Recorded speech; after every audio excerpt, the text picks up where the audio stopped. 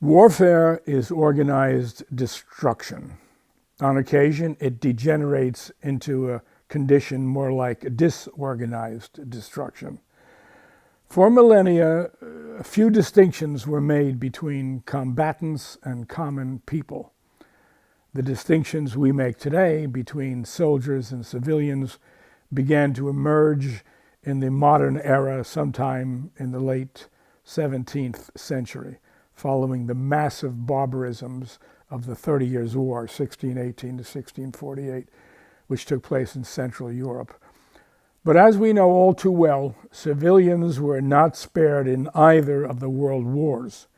In Europe alone, though the exact numbers are impossible to define, estimates range between 15 and 20 million dead between 1939 and 45, a number which includes the 6 million Jews intentionally murdered in the Holocaust.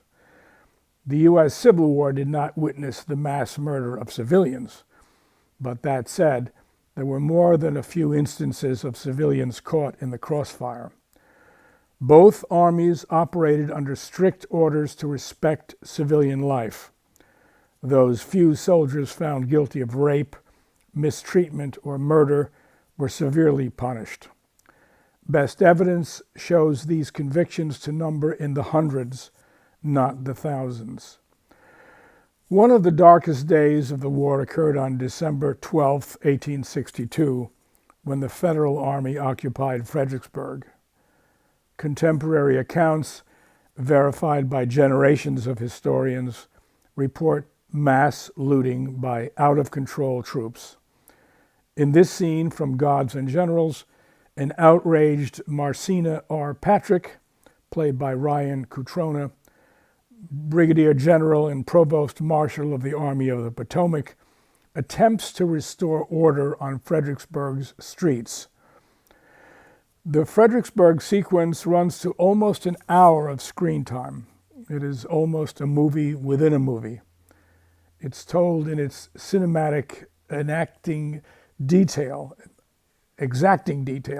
because it involved all the main characters of both movies, Gettysburg and Gods and Generals: Robert E. Lee, Joshua Lawrence Chamberlain and his brother Tom, Stonewall Jackson, Sergeant Kilrain, Adelbert Ames, James Longstreet, Winfield Scott Hancock, Jeb Stuart, among others. Getting criticized as a filmmaker of Civil War movies is de rigueur. There's hardly a more strewn minefield as a subject matter. As we know, folks have very strong opinions and are sometimes over the top in expressing them. But let's be clear. As a filmmaker, I don't include or exclude a particular historical event because I'm taking sides. The events in both movies are there because they really happened. To have purposefully omitted the vandalism at Fredericksburg would have been to airbrush history, to willfully distort it. As a personal note, I regard all those who lived through this fearful war as my ancestors.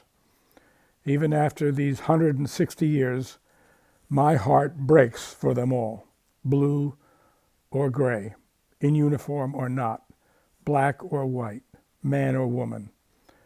And as I've often said, Robert E. Lee and Frederick Douglass are my fathers.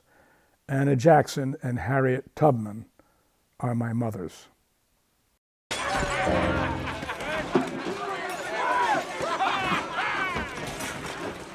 Put a stop to this at once.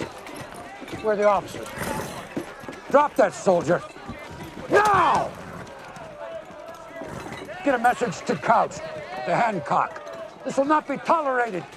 This is an army, not a rabble.